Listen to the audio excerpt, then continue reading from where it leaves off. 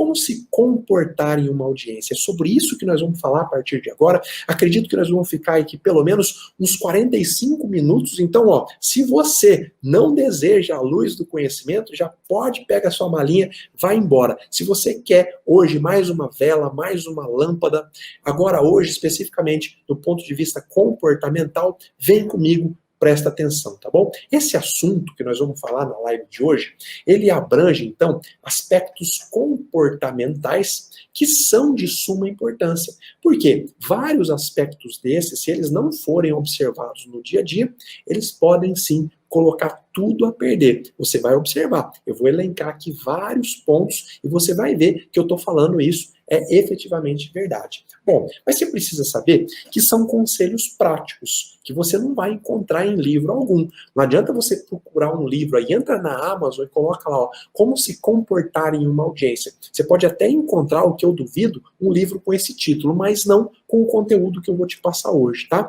Agora, também quero fazer o alerta que de maneira alguma, esses conselhos que eu vou te dar encerram verdades absolutas, tá? Você pode seguir os conselhos que eu vou te dar, ou você pode ignorar sem qualquer problema. Longe de mim querer ser dono da verdade. Aliás, a verdade é um bem inapropriável. Ninguém pode se apropriar da verdade. Aquele que te disser que é dono da verdade, desconfie, porque ele não vai passar de um charlatão querendo te enganar. Então aqui não tem verdade absoluta, tá? Todos os pontos que nós vamos tratar aqui na aula são reflexos da minha experiência. A minha experiência pode servir a você ou não. Às vezes você não vai concordar com um ponto que eu vou te dizer. E eu quero que isso aconteça. Sabe por quê? Quando você não concorda, você expõe o seu ponto de vista e me faz crescer, me faz raciocinar. Pô, se ele não está concordando, é porque ele tem as razões dele. Será que as razões dele não são melhores ou superiores à minha? Então vamos lá. Tá bom? Vamos lá, porque eu quero que você receba de peito aberto, de coração aberto todos esses conselhos e aquilo que fizer sentido você vai aplicar na sua vida, tá? Deixa eu antes só fechar a aba do mapa mental aqui, que eu sei que muita gente, enquanto eu estou passando o mapa mental, fica de olho no próximo item e aí acaba tirando a concentração. Eu tinha escrito 13 pontos, mas são 15 pontos aqui, ó. 15 pontos que você deve observar. 15 pontos comportamentais que você deve observar no que diz respeito à prática da sala de audiência. Vamos lá?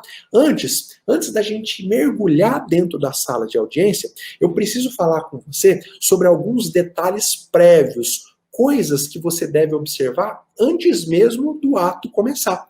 Antes mesmo da audiência começar, tem vários detalhes práticos que nós vamos falar aqui, tá bom? Ó, vamos lá. Primeiro ponto. Chegar com antecedência para evitar surpresa. Se a gente está falando de dicas comportamentais, nada melhor do que você marcar a presença de forma pontual. Tá lá na antessala da audiência, preparado com pelo menos 15 minutos de antecedência. Professor, por que 15 minutos de antecedência? Para que você possa observar outros pontos que eu vou falar mais adiante, tá? Não deixa para chegar em cima da hora, porque você pode perder muita coisa importante quando você chega em cima da hora. Então, no mínimo, 15 minutos de antecedência. Ah, professor, mas o que adianta eu chegar antecipado se um juiz vai atrasar? Lá na vara onde eu tenho audiência, a audiência sempre atrasa 1 hora, 2 horas, 3 horas. Meu amigo, principalmente se você está começando a sua carreira. Não pauta o seu comportamento no defeito dos outros. Se o juiz é atrasado, você não quer se igualar a uma pessoa atrasada. Se o promotor é atrasado, você não quer se igualar e ter a mesma imagem de um profissional atrasado. Então não paute a sua conduta na conduta errada dos outros. Adota a postura de chegar sempre 15 minutos antes. Você não é o bobo da situação. O bobo é aquele que é taxado de atrasado, de profissional enrolado. E olha, saiba também que a audiência, às vezes, ela tem desdobramentos que fazem com que o tempo previsto para ela acabe se alongando. Já aconteceu. Agora, eu como magistrado, eu não procuro marcar uma audiência em cima da outra. Por quê? Porque eu já sei que, eventualmente, alguma coisa pode acontecer que não estava esperado e eu não quero encavalar uma audiência em cima da outra. Ah, tá bom, professor, mas lá na comarca onde eu atuo, a audiência começa atrasada. O juiz chega atrasado na audiência, a audiência está marcada para as 2, ele chega às 3 horas da tarde. Talvez você precisa conhecer o que fala o artigo 362 do Código de Processo Civil. Ele fala que a audiência pode ser adiada, e aí lá no item 3 fala por atraso injustificado do seu início em tempo superior a 30 minutos do horário marcado. Veja bem, imagina que a audiência está marcada para as 2 horas, é a primeira audiência, você chega lá 2 horas, dá 2h30 e nada de você ser chamado para audiência. O que eu recomendo que você faça na prática? Se dirija ao cartório e pergunte: há alguma razão que justifique o atraso na audiência? Porque às vezes há. Às vezes o juiz está numa diligência, às vezes o juiz está numa reunião com o tribunal. Eu não estou querendo justificar o atraso de ninguém, mas o seu papel é perguntar. Ah, não, o cartório não sabe de nada, não tem informação nenhuma. Aí você vai exigir que lá no balcão o cartório faça uma certidão para você de que você compareceu, que são 2h30 e que a audiência ainda não começou. Baseado nessa certidão, você pode peticionar ali mesmo. Hoje o processo é eletrônico, né? Peticiona ali mesmo, pleiteando a redesignação da audiência. Ah, professor, mas eu não quero a redesignação, quero que a audiência aconteça ali mesmo. O processo está atrasado, já demorou anos e anos para a audiência ser marcada. Então, você pode aguardar, você pode, a hora que a audiência começar, pedir para que fique registrado em ata o momento em que ela aconteceu, e depois você vai decidir se você toma alguma atitude ou não, se você encaminha para a OAB, diligenciar junto à corregedoria, ou se você mesmo vai diligenciar junto à corregedoria. Mas, meu amigo, saiba sempre descobrir antes se não houve algum motivo justificado. Às vezes também o próprio magistrado pode passar por algum problema. Agora eu sei que existem juízos que fazem isso reiteradamente. Para esses casos só tem uma solução: corregedoria. Tá bom? O que eu estou te dizendo aqui é que para você, advogado, você tem sempre que chegar um pouquinho antes. Ah, mas eu chego antes e o juiz atrasa. Bom, o juiz está deixando o rabo dele para trás. Se alguém quiser representar no CNJ, na corregedoria, ele vai estar sujeito a isso, tá? Eu não vou entrar aqui na discussão se isso surte efeito, se isso não surte efeito. Eu estou te ensinando as armas que você pode usar, tá bom? Ah, mas e se eu, professor, e se eu, advogado, ou o meu cliente se atrasar? Vale a mesma regra do atraso justificado ou do atraso injustificado. Se você tiver um justo motivo para o atraso, você tem que peticionar imediatamente. Se possível, até antes da audiência começar. Se isso não for possível, logo após que isso se tornar possível. Exemplo, você está indo para a audiência, sofre um acidente de carro. O que você vai fazer? Liga no cartório. Fala para o chefe de cartório: olha, estava indo para audiência, sofri um acidente de carro, por favor, registra isso no processo, ou liga para um colega, pede para o colega peticionar no processo. É isso que fala o artigo 362 do Código de Processo Civil. Lá no inciso 2 fala que a audiência pode ser adiada se não puder comparecer por motivo justificado qualquer pessoa que dela necessariamente deveria participar. E o parágrafo 1º fala que o impedimento ele deve ser comprovado até a abertura da audiência. Não sendo, a audiência vai acontecer. Ah, professor, eu bati o carro, não tive como avisar um amigo, não tive como ligar no fórum e a audiência aconteceu. Meu amigo, o mais depressa possível você vai peticionar, vai juntar toda a comprovação e pedir para que a audiência seja realizada novamente. Você precisa demonstrar o justo motivo, tá? O justo motivo pode ser demonstrado de várias formas: por documento, pode ser demonstrado por declaração de alguma pessoa que presenciou o justo motivo. O que importa é que você apresente para o juiz um justo motivo, tá bom? Vamos lá. Outra coisa também prévia é falar com a parte sobre a necessidade do comparecimento dela. Imagina que o seu cliente foi intimado para prestar depoimento pessoal e na cabeça dele, ele não sabe que isso é importante. Ele vai pensar assim: ah, o meu advogado vai falar por mim. Você sabe que o depoimento pessoal, quando a parte é intimada pessoalmente para comparecer, se ela não comparece, o juiz pode considerar confessados todos os fatos que ela alegou. E você pode perder a ação, mesmo o seu cliente tendo direito. Então, sempre fala com o cliente antes da necessidade do comparecimento dele. Ó, você não foi intimado na justiça comum, por exemplo, né? Você não foi intimado para prestar depoimento pessoal, então se você não quiser, você nem precisa ir na audiência. Eu vou lá, vou ouvir as testemunhas. Mas eu sempre falo que é importante a parte comparecer. Já no juizado especial, mesmo que a parte não tenha sido intimada para prestar depoimento pessoal, ela deve ir, tanto o autor quanto o réu. O comparecimento pessoal é obrigatório, não dá para ser representado por procurador. E você vai lembrar também o seu cliente dele levar os documentos pessoais. Por quê? Porque a primeira coisa que o juiz ou o oficial de justiça vai fazer na hora que estiver realizando o pregão é conferir se aquela pessoa que está ali é a pessoa que se apresenta como tal, né? Porque pode comparecer lá o João falando que é o José. Se o juiz não fizer essa conferência, o João vai se passar por José. Então, lembra o cliente dele levar os documentos pessoais, tá? E outra coisa importante que nós já vamos falar daqui a pouco, indica para o cliente qual é a roupa adequada para ele ir ao ato. Ah, professor, você tocou num ponto delicado aí, né? Como que eu vou falar para o meu cliente que ele tem que ir com uma roupa adequada para o ato? Bom, o que é uma roupa adequada para parte? Não estou falando da roupa do advogado, tá? É uma roupa sóbria que não chame a atenção. Uma calça jeans, uma camisa ou uma camiseta? Ah, professor, mas a parte é pobre, mora na roça, ela não tem vestimenta. Bom, se ela efetivamente não tiver uma calça e uma camisa, o que eu duvido, pelo menos uma calça e uma camisa pode ser que ela tenha, pelo menos uma, né? Fala para ela, pode ir com a mesma roupa que você vai na missa, que você vai no culto, ela já vai saber que ela tem que ir bem arrumada, tá? Você explica para ela que ela minimamente tem que ir com uma vestimenta adequada. Há alguns fóruns que barram as pessoas que estão de bermuda, que estão de chinelo, mas se o caso do seu cliente é uma pessoa paupérrima, que não tem condições, você vai acompanhá-lo, né, na entrada do fórum e vai falar isso pro guarda, para a pessoa que estiver lá, olha, ele realmente não tem condições, não precisa falar na frente dele, né? Eu cheguei a alertar sobre a roupa, mas ele infelizmente não tem, então é um caso excepcional, tá? Mas mostre que você conversou com a pessoa, isso é importante. Agora a gente sabe que isso é exceção da exceção.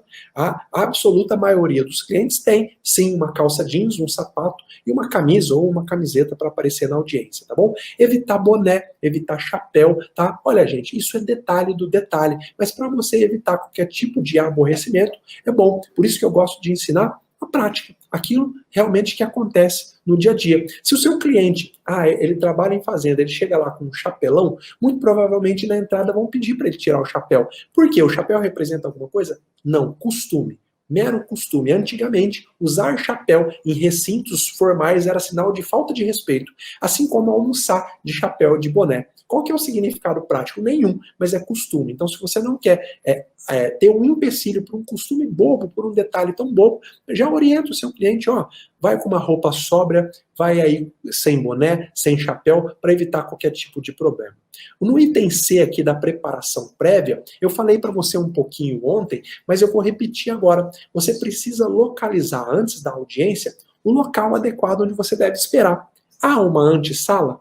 Há um lugar onde todo mundo fica esperando e alguém chama pelo microfone, por exemplo? Vai antes, identifica. Por isso é importante você chegar com 15 minutos de antecedência. Eu já vi mais de uma vez o advogado se perder dentro do fórum. A audiência acontecer e o advogado chegar lá esbaforido quando a audiência já terminou, dizendo, doutor, eu perdi a hora, eu não me achei, eu fiquei perdido, falaram para mim que era no último andar e a audiência era no segundo andar. Já vi acontecer e esse não é o motivo justificado. Por isso que eu te digo, quer evitar qualquer tipo de erro ou contratempo? Chega antes e localiza previamente o local de espera, tá? Identifica o local de espera. Agora, um ponto muito importante. A hora que você identificou o local de espera, está lá, aguardando para ser chamado para audiência, você vai ter olhos de lince. Já ouviu essa expressão, olhos de lince? É quando você fica atento a tudo, observando tudo e a todos. Por que olhos de lince? Porque às vezes você vai ver coisas acontecendo ali na antessala que podem ter impacto frontal na sua audiência, que vai acontecer dali a pouco.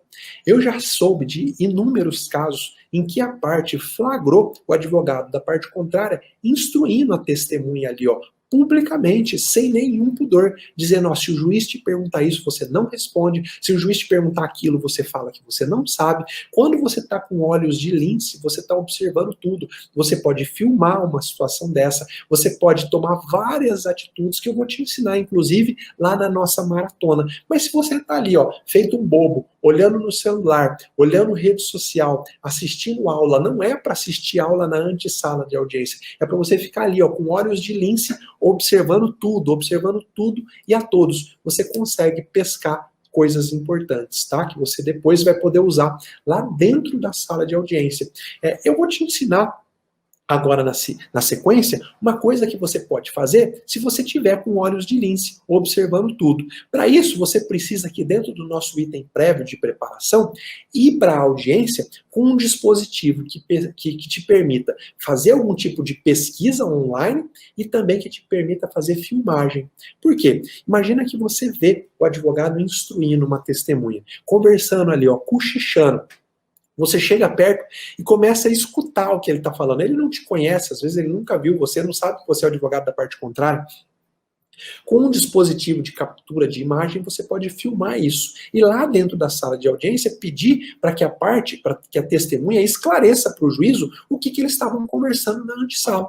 Se eles estavam conversando uma coisa normal, do dia a dia, a testemunha vai falar, não, ele estava me falando isso e aquilo. Se ele de alguma forma tentou instruir a testemunha, ela vai perder o rebolado ali, ela vai gaguejar, não vai saber o que falar, e o magistrado vai pescar isso na hora. Tá? Agora, se você não tiver como mostrar isso para o juiz, vai ser a sua palavra contra a dele. Mas, professor, e por que um dispositivo que permita pesquisa? Porque, às vezes, lá na antessala da audiência, o seu cliente vai te dar uma informação que antes você não tinha.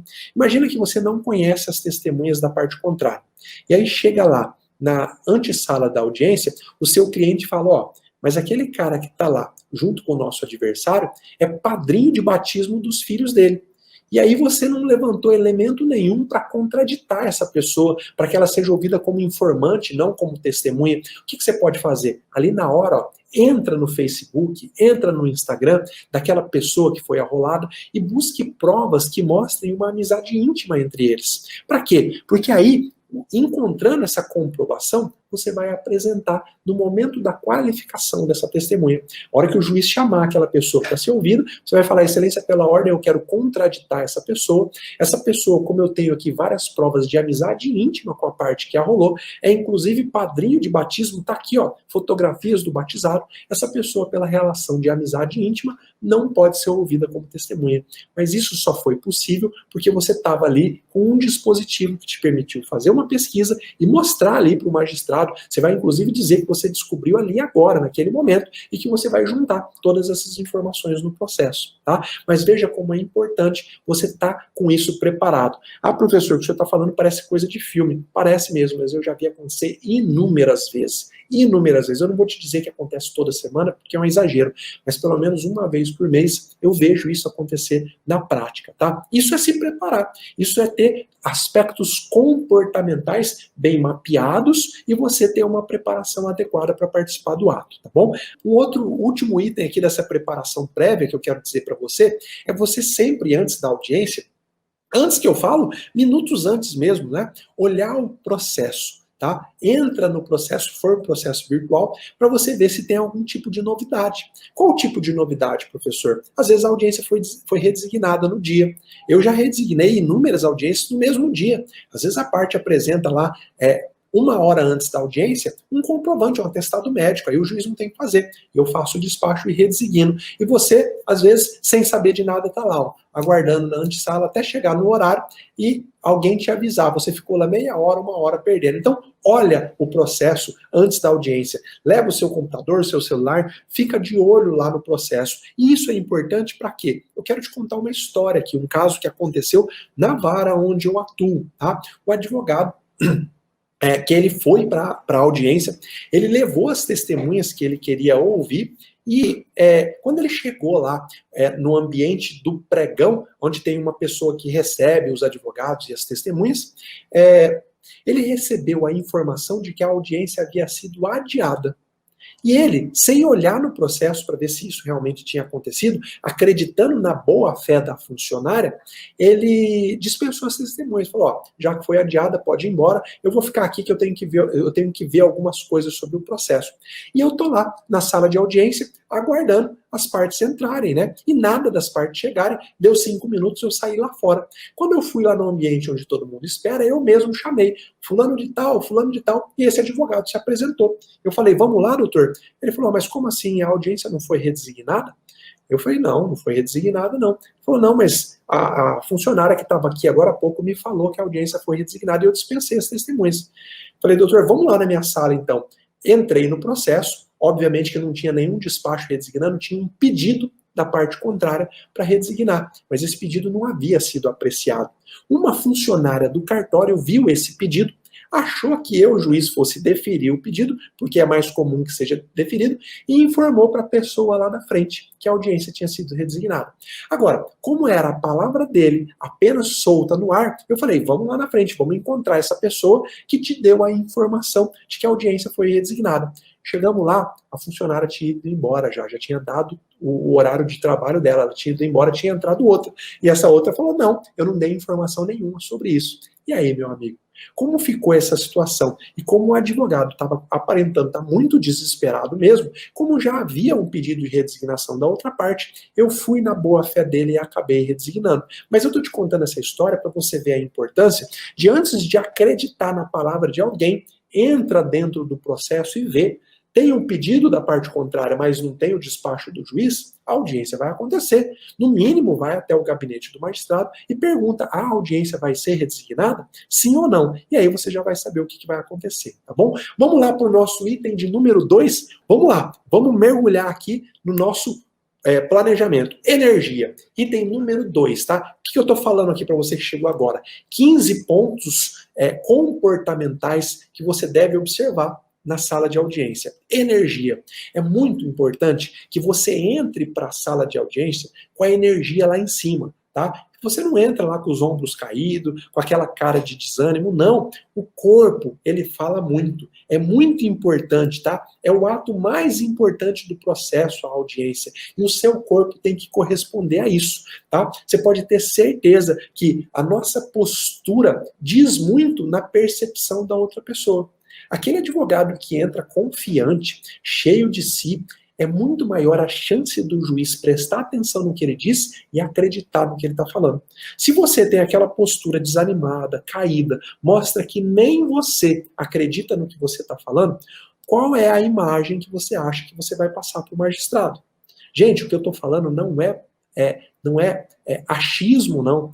É de quem está no campo de batalha. Eu vejo, eu sinto, eu percebo a energia diferente de um advogado para o outro.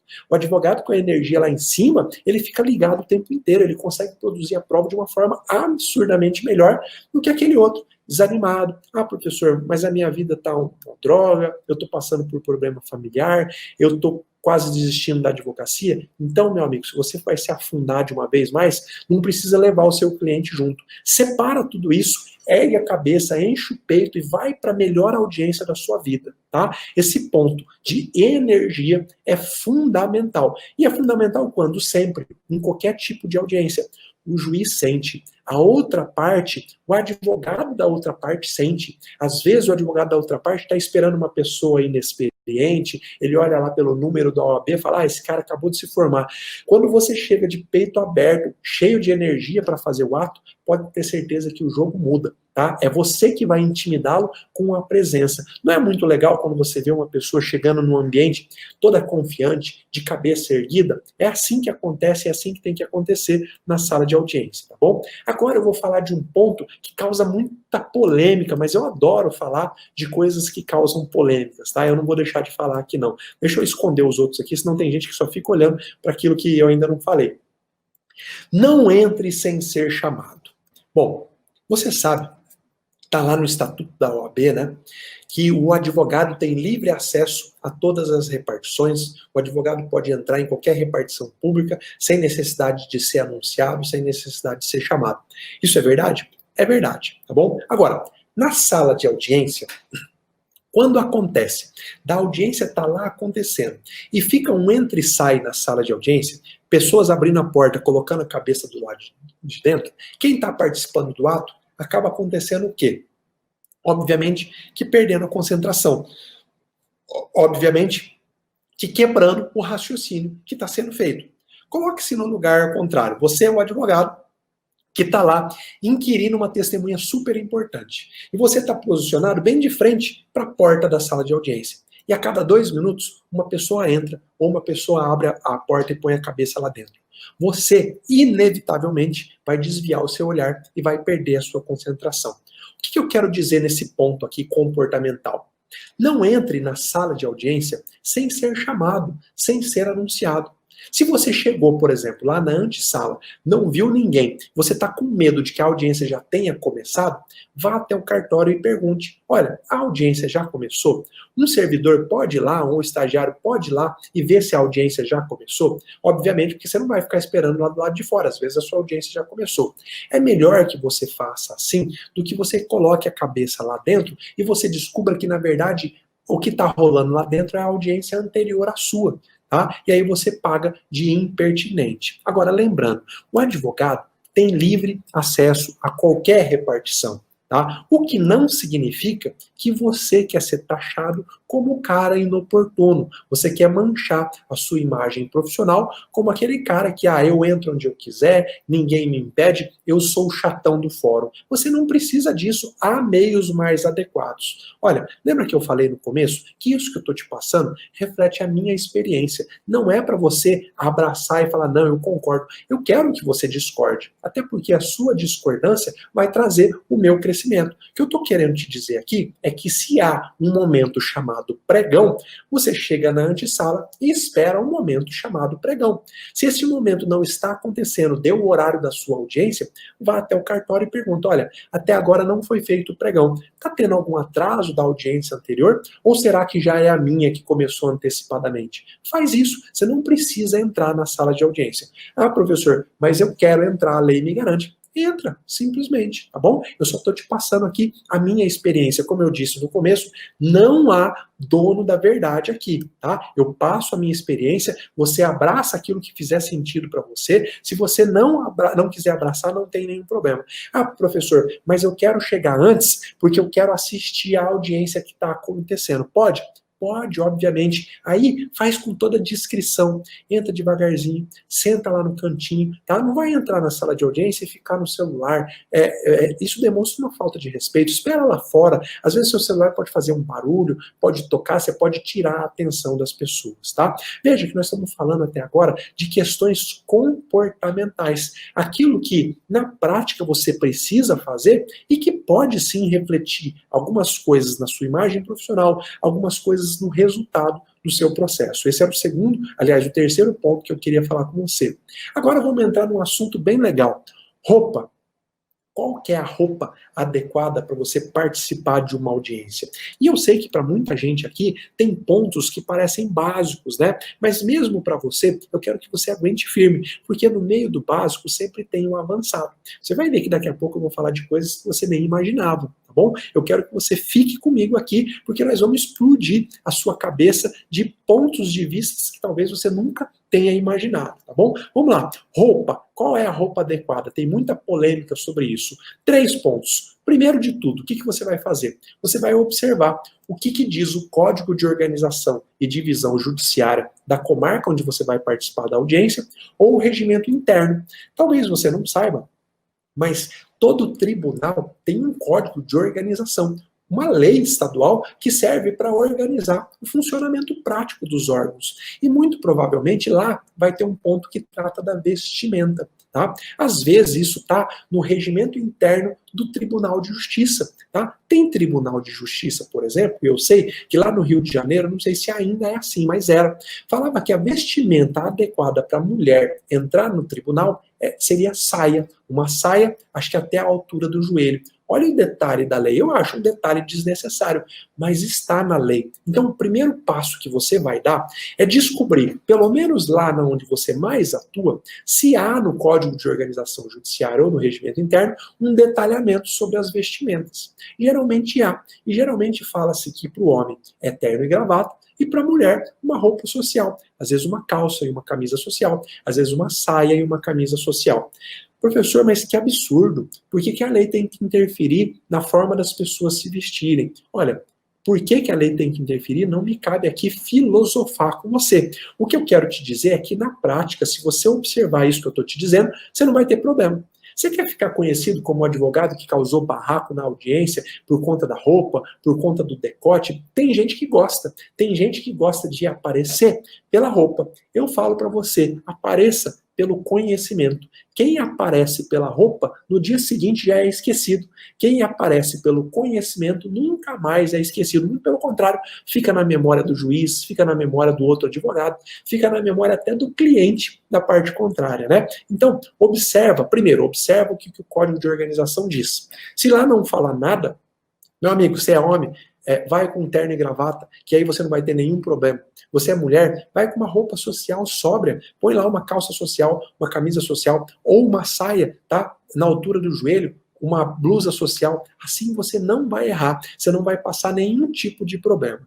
Segundo, bom senso. Bom senso. Se você olhar no espelho e parecer que a roupa é exagerada, é porque ela está exagerada. Tá? Bom senso. Na dúvida, pergunta para 2 ou 3 pessoas, tira uma foto, manda para uma amiga, fala, olha, eu estou indo para uma audiência, você acha que eu estou com a roupa inadequada? Às vezes, por exemplo, você peca e nem percebe. Tá? Eu não estou te dizendo que isso vai causar polêmica, ou que o juiz vai achar ruim, ou que você vai ser barrada no fórum, por exemplo, mas imagina que você vai para a audiência com um decote que aparece todos os seus seios. Não que isso para alguns vai ser ruim, né? Mas pode não ficar legal para aquele ambiente que você está frequentando. E aqui não é nenhum machismo. Imagina que o homem vai, então, com uma camisa de futebol.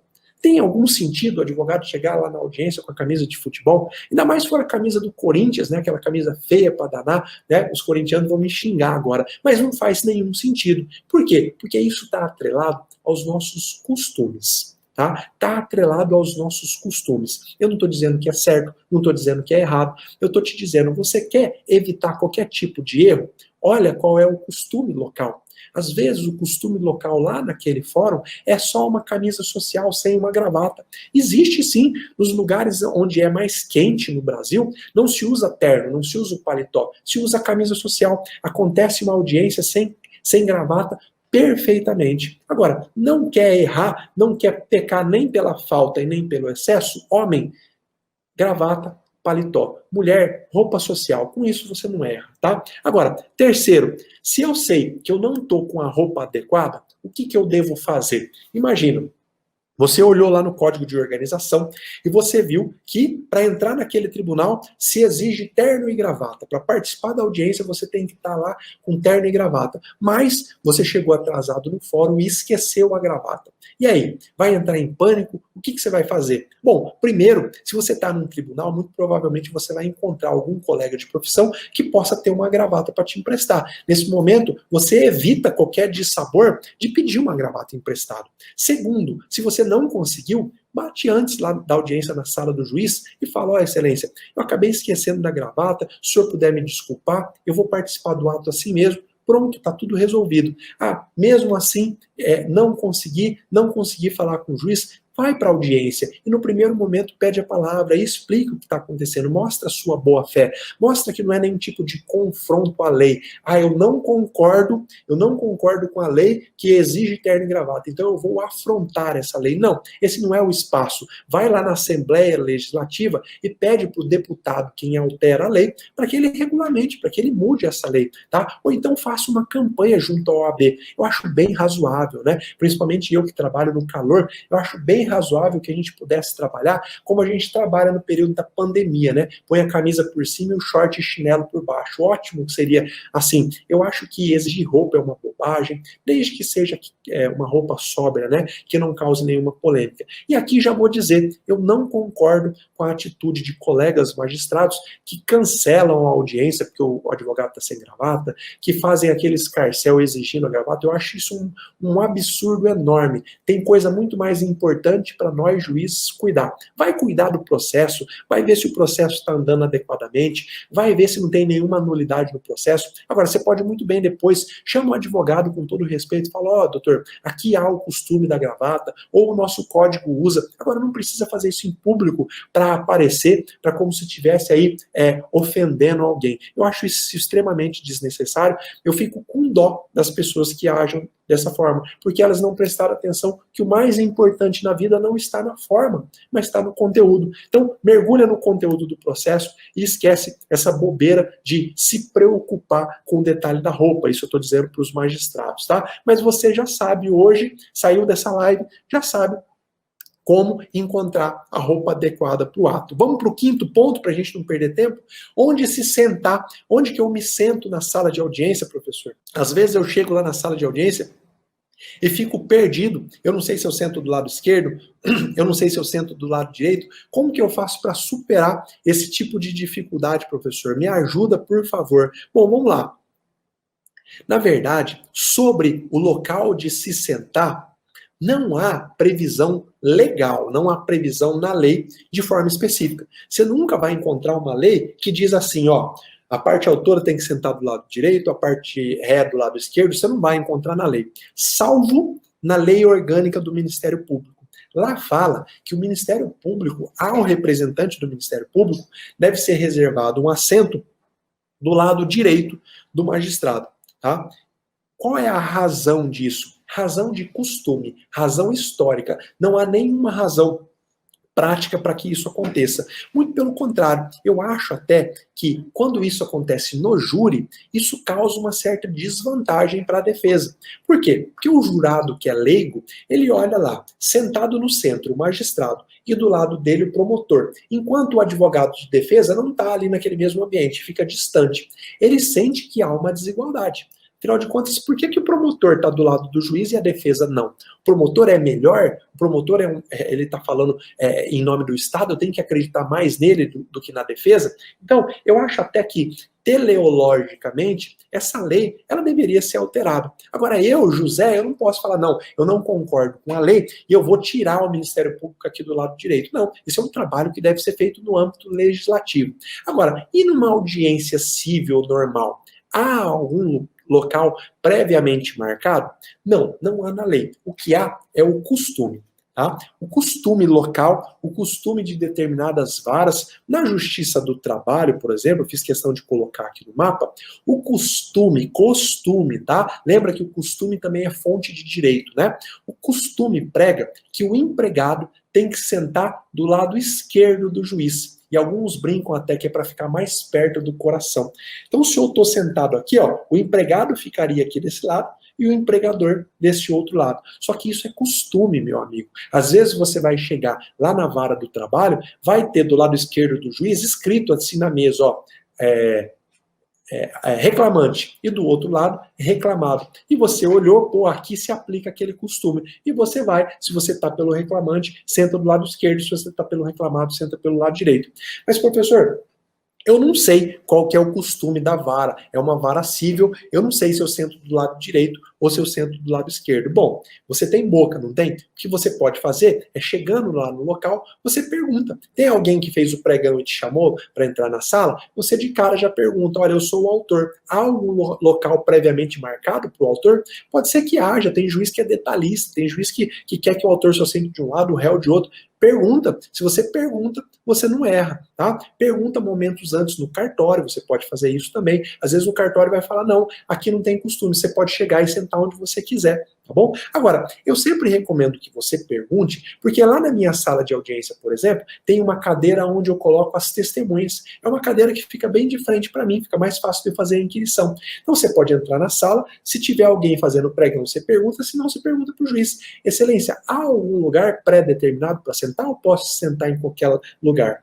Agora, você não quer perguntar? Na dúvida, sabe o que você faz? Deixa a parte contrária entrar na frente. Se ela for para o lado direito, você vai para o lado esquerdo. Se ela errar, quem vai tomar o pito aí vai ser a outra parte, não vai ser você. Mas olha, brincadeiras à parte. Esse é um detalhe tão pequeno, mas que pode significar, sabe o quê? Às vezes tem gente que fica constrangida. Tem gente que, principalmente nas primeiras audiências, se chega lá e já senta no lugar errado e alguém pede para mudar de lugar, a pessoa perde o equilíbrio emocional, já fica nervosa. já pensa assim, nossa, comecei errando, e aí a audiência já desanda. Então é importante a gente falar sobre isso, tá? Não que tenha tanta importância prática, não vai ter muita importância prática, mas tem mais importância emocional, para que você não se abale. Se você sentar no lugar errado, não tem nenhum problema, levanta e senta do outro lado. Ah, mas eu vou mostrar falta de conhecimento para o meu cliente. Então, meu amigo, pergunta antes, tá? Não fica com vergonha de perguntar. Fica com vergonha de não perguntar, tá? Quem cresce na vida é porque fala, é porque pergunta, é porque não carrega dúvida adiante. Se você ficar carregando dúvida, chega uma hora que o saco da dúvida fica tão pesado que você não consegue mais andar, você não vai mais para frente. Com o conhecimento é assim também, tá bom? Agora você já sabe como definir esse problemão de onde se sentar. Vamos lá, vamos ver o item de número 6, até para a gente não perder tempo e avançar bastante aqui. Professor, como que eu devo me referir aos presentes na sala de audiência? Como que eu devo tratar o juiz? Como que eu devo tratar o promotor? Eu devo chamar de excelência, de doutor, de senhor juiz, de promotor? Como que eu me refiro ao advogado da parte contrária? Se eu conheço ele, eu chamo ele pelo nome? Qual que é a fórmula secreta para eu nunca errar sobre tratamento na sala de audiência? Bom, aqui também vai muito bom senso, tá? Eu vou te dizer o que acontece no dia a dia nas audiências que eu participo. Geralmente, o advogado se refere ao juiz como excelência. Excelência, eu gostaria de pedir tal coisa. Excelência, eu gostaria de pugnar tal coisa. Agora, na prática, se o advogado me chama de juiz, se o advogado me chama de doutor José Andrade, se ele me chama de José Andrade, não faz diferença nenhuma. Para mim, eu não vou repreendê-lo por estar me chamando disso ou daquilo. É claro que se ele me chamar de o fulaninho, pode ser que eu vou falar para ele, doutor, nós estamos num ambiente de respeito. Então, pelo menos o tratamento de senhor e de senhora, que é o tratamento que eu sempre vou dispensar. Como que eu, juiz, faço? Eu costumo me referir a todos como doutor, tá? Ah, mas doutor é quem tem doutorado. Vamos deixar essa polêmica de lado, vamos usar o costume. Se você se referir ao magistrado também como doutor, muito provavelmente você vai acertar. Agora, é claro que há aquelas pessoas que têm o ego muito aflorado, né? Há magistrados que acham realmente que são excelências, e aqueles que acham, geralmente não são, tá? São aqueles mais vaidosos. Então, para você não errar, se você quiser se referir ao juiz como excelência, muito provavelmente você não vai ouvir alguém falar, olha, não me chame de excelência, me chame de outra coisa. Agora, se você também quiser se referir como doutor, tanto ao juiz, quanto ao promotor, quanto ao patrono da parte contrária, sim, está correto. E a parte? Pode chamar a parte de senhor e de senhora. Agora veja, nós estamos falando aqui de questões muito ligadas à vaidade, muito ligadas a aspectos pessoais. E infelizmente o meio jurídico é cheio disso, né? Ainda há, até hoje, por incrível que pareça, discussões a respeito de se o advogado é doutor ou não é. Meus amigos, a gente precisa se tratar com respeito. Eu acho que onde há respeito e onde há demonstração de respeito, tudo tem o seu lugar, tudo está da forma mais correta possível. Então, tudo que eu coloquei aqui no nosso mapa mental, você vai acertar. Se você chamar de excelência, você acerta, de doutor, você acerta, senhor juiz, senhor promotor, patrono da parte contrária, doutor advogado, não tem nenhum problema. Agora, evita chamar de você, evita chamar de psil, de psite ou da poltrona, não precisa falar assim, tá? Você pode ser um pouco formal, porque nós estamos num ambiente formal. Se você faz assim, você vai efetivamente garantir com que a sua audiência aconteça tudo na mais perfeita ordem, tá bom? Ah, professor, e se o juiz exigir que eu chame ele de vossa reverendíssima, né? Que é um tratamento que se destina, se não falha a memória, a quem é bispo, né? Meu amigo, chama ele do que ele quiser, tá? E tenha pena, tenha dó de uma pessoa picada pelo bichinho da vaidade. O que você não precisa é desestabilizar a sua audiência por um problema de vaidade alheio, tá? Por mais que ele esteja errado. Agora, na mesma medida em que ele exige um pronome de tratamento, você também pode exigir, mas o que eu te recomendo? Não se iguale aos imbecis. Se tem um imbecil picado pelo bichinho da vaidade, por que você vai se deixar picar também? Agora, um mínimo de respeito, como nós falamos, tá? Sobriedade e respeito, você não erra na sala de audiência. Vamos para o nosso item de número 7? E se o advogado da parte contrária demonstrar intimidade com o juiz? Esse é um ponto muito importante. Às vezes você chega lá na sala de audiência e você vê o juiz e o advogado da parte contrária batendo o maior papo, dando gargalhada, e a hora que você entra, os dois fecham a cara, como se estivesse escondendo alguma coisa. Alguém já passou por isso? Seja o juiz com o advogado da parte contrária, ou seja o juiz com o promotor? O que eu quero te dizer é, primeiro, toma cuidado para você não exagerar na desconfiança. É óbvio que o juiz, se ele tem uma relação de amizade íntima, seja com o promotor ou seja com o patrono da parte, essa é uma causa de suspeição. Está prevista lá no Código de Processo Civil. O juiz que tem amizade ou inimizade com a parte ou com seus patronos, ele pode ser declarado suspeito. Agora, por que eu coloquei aqui cuidado para não exagerar na desconfiança? Às vezes você chegou lá e eles estão sim falando de algum assunto fora do ambiente forense que demonstre uma certa amizade e só por isso você já vai pôr em xeque a credibilidade do magistrado. Calma. Observa, veja se isso acontece em todos os casos, conversa com outros colegas para ver se eles já viram esse tipo de situação, tá? Não vai sair atirando em cima de qualquer suspeita, tá? Porque isso não é fácil, não é legal e não é normal. Você está suscitando a suspeição de um magistrado, tá? Eu estou te dizendo que na prática, se você tiver elementos, você não só pode, como você deve fazer. Por exemplo, você vê lá, flagra essa situação, depois você tem o cuidado de entrar lá na rede social do advogado e da parte contrária e ver que o juiz está em todas as festas na casa dele. Olha, as armas não são iguais. Você não tem amizade com o juiz e o juiz está em todas as festas na casa do advogado da parte contrária, você pode sim, a partir daí, começar a desenvolver um raciocínio para entrar com a exceção de suspeição. Agora, não exagera na desconfiança, tá? Às vezes você vai ver que o ambiente forense,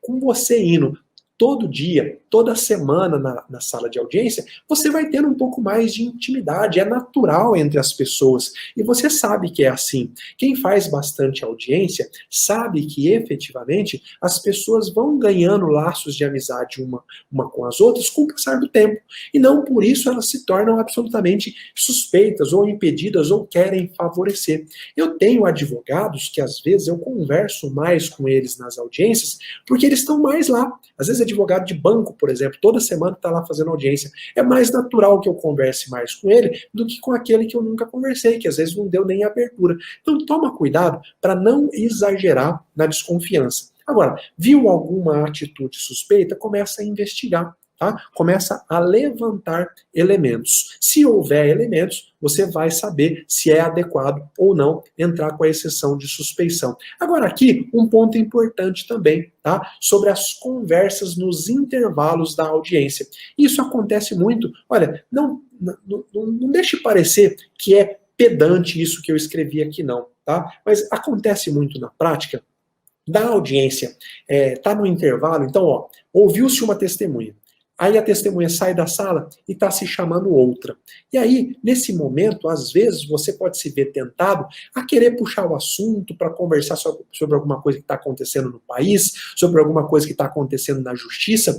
E eu quero te deixar essa dica aqui que não tem nada de pedante, ela é prática. Olha, só puxa assunto se realmente partir do magistrado ou partir do advogado da parte contrária. Sabe por quê? Porque às vezes, nesse intervalo, o juiz está desenvolvendo um raciocínio, ele não quer cortar o raciocínio com uma conversa de um fato fora do processo. Às vezes a mesma coisa serve para o advogado da parte contrária. Às vezes o cara está ali tão concentrado no ato que ele não quer falar do jogo de futebol que teve, ele não quer falar do problema na economia, ele quer ficar concentrado, quer ficar focado ali naquele momento. Agora, se o magistrado por acaso der abertura e você quiser, porque vale a mesma regra, né? Às vezes o magistrado toca no assunto e você não quer conversar, você vai falar, você simplesmente pode responder seco e pronto, continuar a sua vida. Agora, se o magistrado puxar o assunto, tá calor hoje, né? Aí você, se você quiser, você entra na discussão. Agora, repito, não ache pedante o que eu estou falando. Eu só estou te dizendo que você evita problemas comportamentais, tá? Para poder te ajudar no dia a dia da sala de audiência. E ó, não esquece aquilo que eu falei lá no começo. Tudo que eu estou falando reflete a minha experiência. E a minha experiência não necessariamente é aquela que você deve concordar, não necessariamente é aquela que você deve achar legal para sua vida, tá bom? Se você quiser conversar, como efetivamente o Thiago falou aqui, ó, você viu que o juiz e o promotor estão conversando e você quer entrar no papo, obviamente sim, aí você não vai estar atrapalhando o raciocínio de ninguém. Você pode entrar no papo, você pode conversar. Agora, evite realmente essa distração. Agora, a mais importante está aqui, ó. Isso daqui acontece de maneira muito comum. Às vezes, as partes fazem um acordo. Às vezes, o juiz passa lá um tempão e as partes conseguem entrar em um acordo. E aí, como a situação fica menos tensa, né, todo mundo fica mais à vontade, o juiz vai redigir o termo de acordo ou vai ditar para a escrevente e as partes começam a conversar, começam a gargalhar. Olha, mais de uma vez, sem querer ser chato, eu já tive que pedir, doutores, se puder fazer só mais 5 minutinhos de silêncio, porque senão você não consegue nem se concentrar para redigir a ata. Às vezes, isso pode ser sim prejudicial. Às vezes, o juiz pode acabar ditando ou digitando alguma coisa que não foi aquilo que vocês acordaram. Então, é melhor prestar atenção naquilo que o juiz está ditando e deixar a conversa para o ambiente lá fora. Nossa, professor, mas que chato que deve ser fazer audiência com você, né? Não, não é chato. Eu não sou aquele cara que fica, não faz isso, não faz aquilo. Eu só estou passando aqui para você uma audiência que seria ideal, tá? Uma audiência onde todo mundo está focado, onde todos os atos acontecem da melhor maneira possível. E por quê? Porque eu já vi situação em que a audiência acabou, hoje as partes nem assinam mais a ata, né?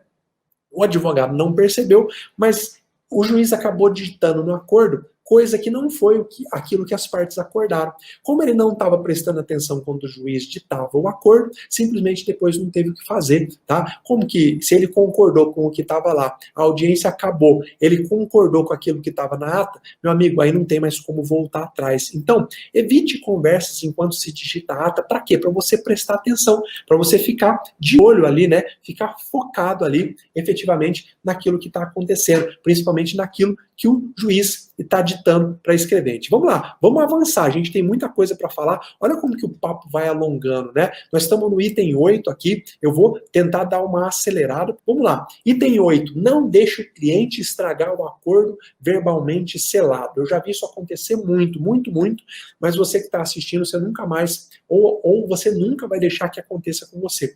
Às vezes, as partes passam lá um bom tempo, tentando entrar em acordo, e aí entram em acordo. E aí o juiz está lá redigindo o termo de acordo, e uma parte vira para outra e fala assim, se você não tivesse feito aquilo, a gente não estava aqui hoje. E aí a outra parte fala, e se você não tivesse pronto, já volta a discussão, o acordo que estava selado vai por água abaixo. Então, o que eu quero recomendar que você faça com o seu cliente? Converse com ele antes da audiência, dizendo, se a gente fizer um acordo, só vamos conversar depois que a gente sair da sala, para evitar qualquer tipo de dissabor, para evitar algum tipo de ofensa depois do acordo selado. Olha, infelizmente eu já vi isso acontecer, eu acho que mais de 10 vezes. É uma palavra maldita, desanda todo o acordo que levou lá horas e horas para ser costurado. Principalmente em vara de família, né? Porque em vara de família as pessoas já trazem lá aquelas rusgas, já trazem lá os conflitos familiares. Então, fez acordo, seu cliente entrou em acordo, bico fechado, fala para ele. Se ele quiser conversar, fala para ele falar ali no seu ouvido, para ele não se dirigir para a parte contrária enquanto o acordo não acabar. E se a parte contrária quiser conversar, quiser puxar algum acordo, puxar alguma conversa, você fala assim, fala para o advogado da parte contrária, fala, doutor, vamos esperar o acordo ser assinado, aí a gente conversa, e a gente trata de outras coisas lá fora. Se você fizer isso, a chance do seu acordo não desandar é muito grande, tá bom? Vamos lá. Item número 10. Esse aqui tem uma importância fundamental. E aí serve para você e serve para o advogado da parte contrária. Evite gestos corporais enquanto a outra parte fala ou está inquirindo uma testemunha ou a própria inquirição do depoimento pessoal da parte. Você vai instruir o seu cliente para que ele haja da mesma forma. Do que você está falando, professor? Bom, imagina que você está inquirindo uma testemunha, fazendo pergunta para a testemunha. E aí, o advogado da parte contrária, que está ali no seu campo de visão, fica assim, de braço cruzado, fazendo assim. Tudo que você pergunta, ele faz assim, ou fica batendo na mesa, assim. Fica fazendo assim. Esse tipo de atitude, além de atrapalhar o raciocínio de quem está perguntando ainda desvia a atenção e faz você perder o foco e a concentração. Então, como você não quer para você aquilo que os outros estão fazendo de errado, você também não vai fazer para os outros. Então, a primeira coisa que eu coloquei é: evite gestos corporais enquanto a outra parte fala ou inquire uma testemunha. Por quê? Porque você vai exigir o mesmo tratamento. Se o advogado da parte contrária, o promotor, ficar sinalizando, ficar fazendo algum gesto repetitivo enquanto você fala, você vai pedir a palavra e vai falar: excelência, pela ordem, eu gostaria que o patrono da parte contrária deixasse de fazer tal gesto que está tirando a minha concentração, que está tirando a concentração da testemunha, porque isso está atrapalhando a inquirição. Veja que você pode falar de forma educada, sem ser rude, sem ser grosso, e você também você também deve não usar dessa estratégia, tá? Você não faz para os outros aquilo que você não quer que seja feito para você, tá bom? Esses gestos corporais, acredite, eles são capazes de destruir um raciocínio e de tirar a concentração. Isso é muito comum, sabe aonde? No júri. Né? No júri tem advogado mais velhaco, né? Tem promotor mais velhaco, que ele já sabe que para tirar a atenção dos jurados, é só ele ficar atrás do orador fazendo um gesto repetitivo, que com isso o jurado tira o foco de atenção de quem está falando e simplesmente, se a pessoa não está prestando atenção no orador, como que ele vai aderir à tese do orador? Infelizmente, isso é comum no júri. E você, advogado, tem que prestar atenção para que isso não aconteça nas suas audiências, tá bom? Vamos lá. Item número 11. Não tenha comportamento que demonstre subserviência. Tá? O que é subserviência? Aquela atitude de quem fica sim, senhor, não, senhor, por favor, sabe aquele bichinho que encolhe os ombros e fica subserviente? Eu tô te dizendo aqui, ó, você não é subserviente nem ao juiz, nem ao promotor, nem ao advogado mais experiente da parte contrária. Por quê? Porque não existe hierarquia entre os atores do processo, tá? Antiguidade, experiência não faz uma pessoa ser mais importante que você, advogado, na audiência. Vocês estão no mesmo pé de igualdade. Inclusive, os magistrados, eu não sei se você sabia, antigamente, em alguns lugares ainda é assim, a cadeira do magistrado ficava num tablado, para que ele ficasse num patamar mais elevado do que as partes dos advogados. Maior besteira isso, né? Hoje isso não acontece mais, até para representar que não há hierarquia entre os atores.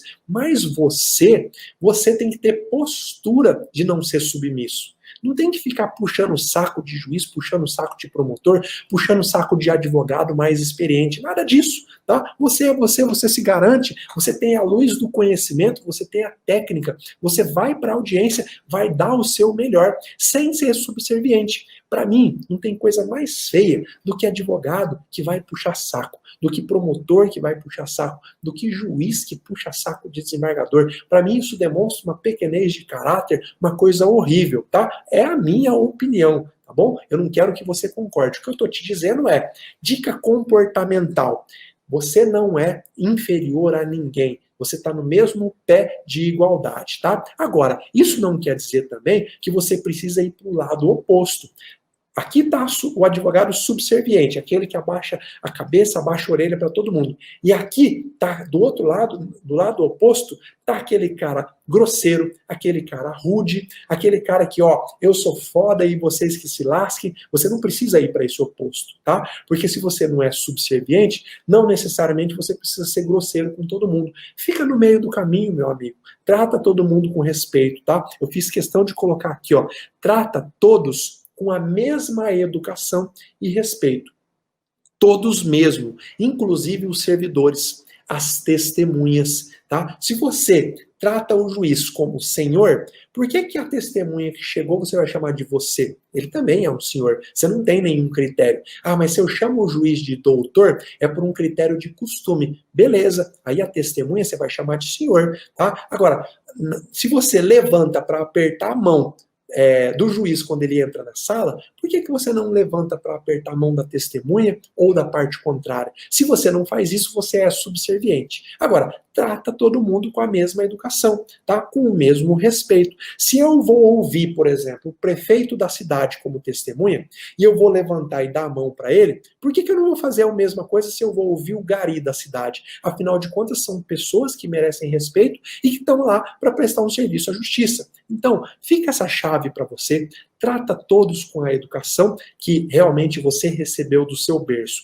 Ah, eu não recebi educação nenhuma. Então, adquira um pouquinho de educação, vendo as pessoas aí que realmente têm educação. E não seja subserviente, tá? Você não precisa ser subserviente e a sua advocacia não vai crescer. Tem gente que acha que minha advocacia vai melhorar se eu puxar o saco do juiz, se eu for amigo do promotor. Meu amigo, se você quiser ser meu amigo, tá? Meu amigo pessoal, só vai ser pior para sua advocacia. Sabe por quê? Porque eu não vou julgar seus processos, eu vou sair dos seus processos. Então, mantenha uma relação de cordialidade, tá? Escreve aí, ó, cordialidade. Se você for cortês com um, você vai ter que ser cortês com o outro, beleza? Estamos acertados nesse ponto. Vamos para o nosso ponto, deixa eu ver o número aqui, 12, estamos chegando perto do 15, tá? Aqui tem um comportamento muito comum e ruim dentro das audiências, que é a repetição de perguntas. Tá? Às vezes, você prepara lá, né, um monte de perguntas para você fazer para testemunha.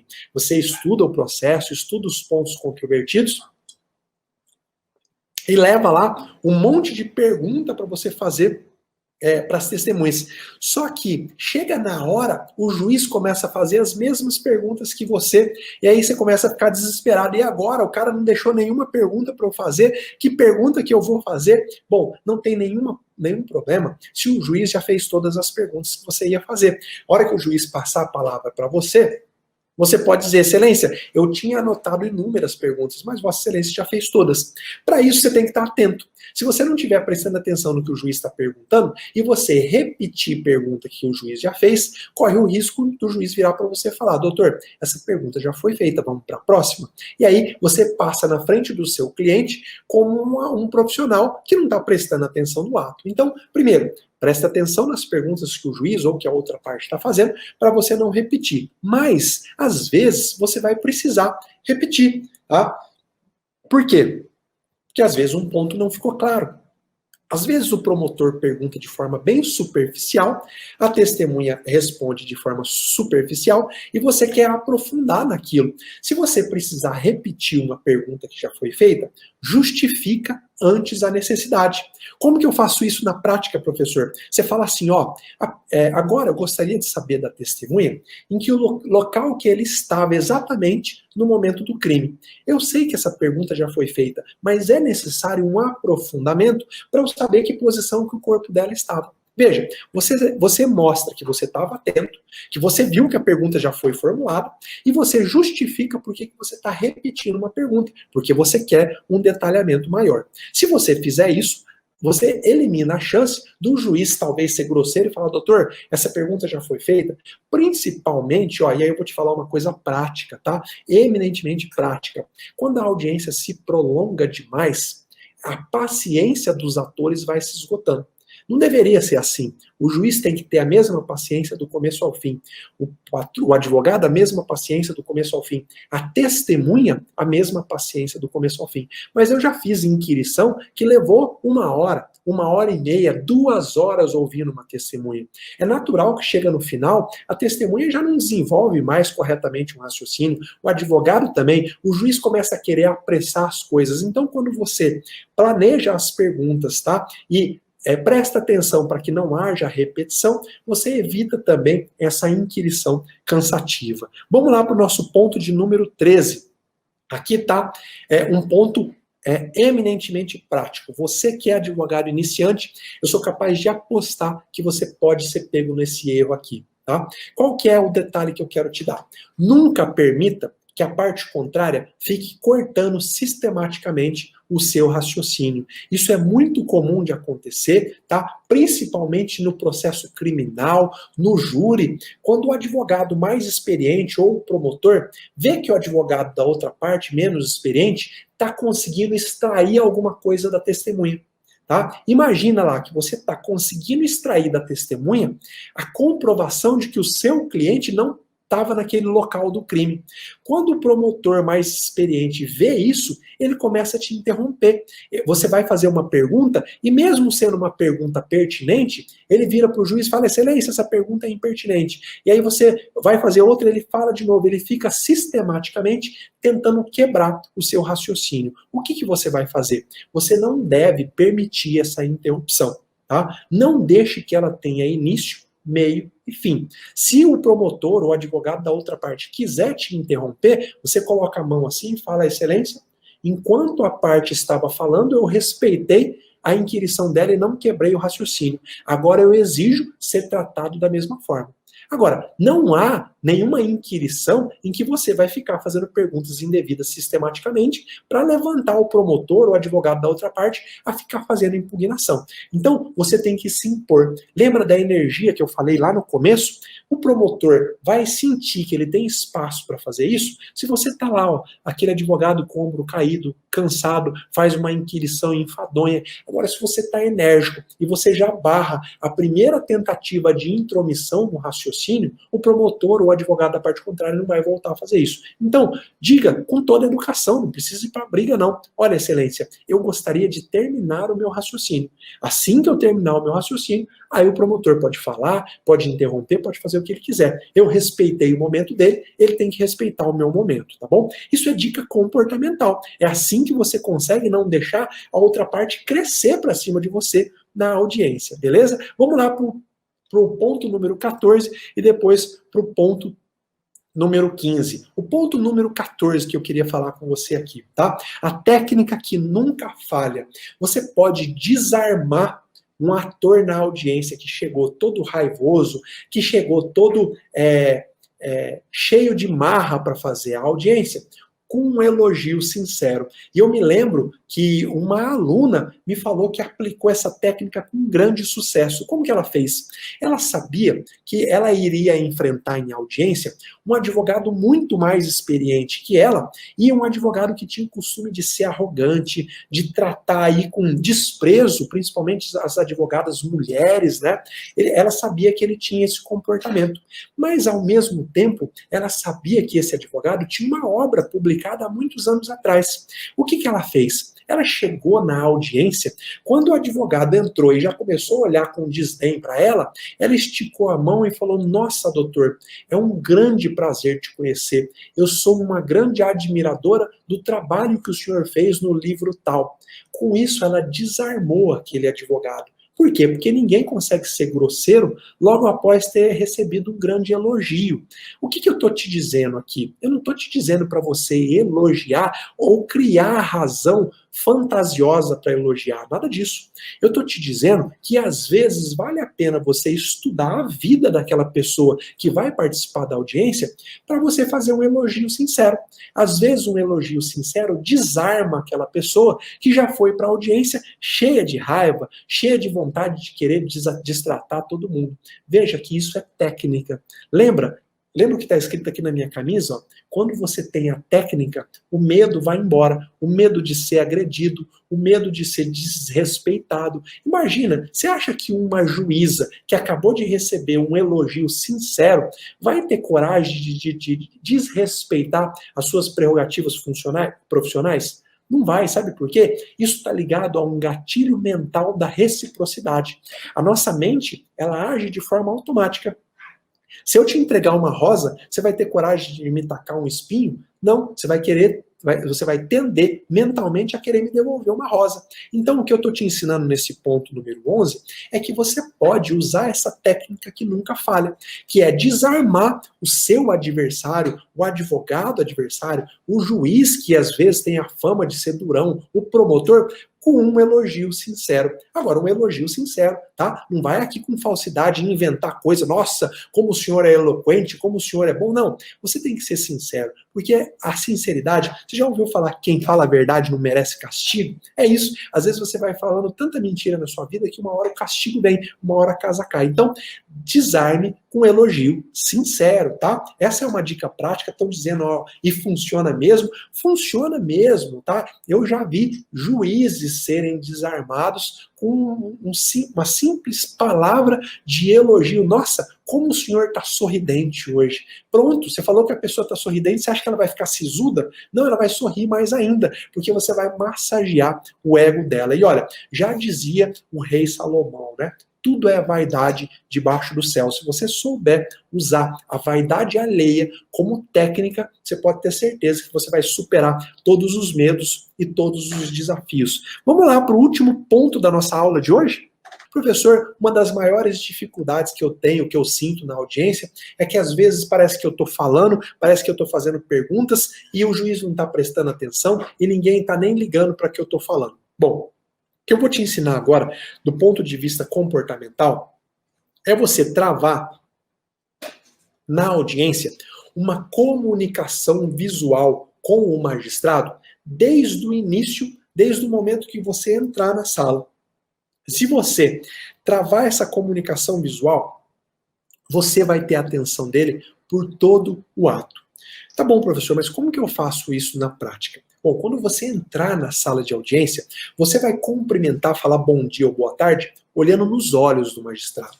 Tá? Quando passar toda essa questão de pandemia e você puder, né, apertar a mão, você vai lá, aperta a mão e olha assim, ó, no fundo dos olhos do magistrado.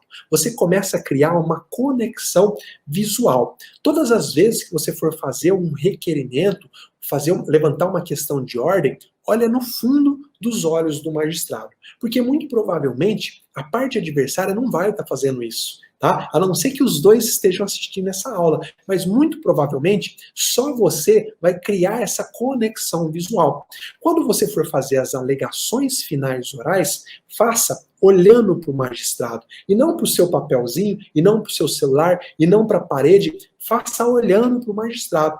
Ainda que o magistrado não esteja afim de prestar atenção, com a comunicação visual, não tem como ele quebrar. Ele acaba se sentindo mentalmente obrigado a ficar de olho em você. Parece besteira, né? Mas funciona na prática. Olha, funciona como 2 mais 2 são 4. Agora, essa comunicação visual também tem que ser sincera. Você precisa desejar se comunicar com aquela pessoa, tá? Isso acontece realmente de dentro para fora. Não é só ficar olho no olho e pensando em outra coisa. Eu estou me comunicando visualmente com o magistrado. O que eu estou falando, ele está prestando atenção. As minhas alegações finais, eu vou falar olhando no olho dele, como eu estou fazendo agora aqui, fazendo essa aula para vocês. Eu estou em comunicação visual com todo mundo que está assistindo. Senão a gente não teria essa grande quantidade de gente do começo ao fim. Então tá aqui, ó, a prova de que a comunicação visual funciona e funciona mesmo. Quando você cria essa comunicação visual com o magistrado, a sua audiência tem um outro resultado. A percepção da prova que o juiz tem, daquela prova que você produziu, tem outro resultado. E a mesma coisa você vai fazer com a testemunha. Você não vai inquirir a testemunha olhando para o juiz, você vai inquirir a testemunha olhando no olho da testemunha. Ela nota, ela percebe, e aquela testemunha que fica desviando muito o olhar, começa a desconfiar, porque muito provavelmente ela está ou escondendo a verdade, ou ela está planejando faltar com a verdade, tá? Foca olho no olho da testemunha, que com isso você vai conseguir travar com ela uma baita de uma comunicação visual. Galera, olha que lindo aí, ó, 15 pontos. Falei 15 pontos, aspectos comportamentais que você deve observar antes de ir para uma audiência e também nas suas audiências, tá?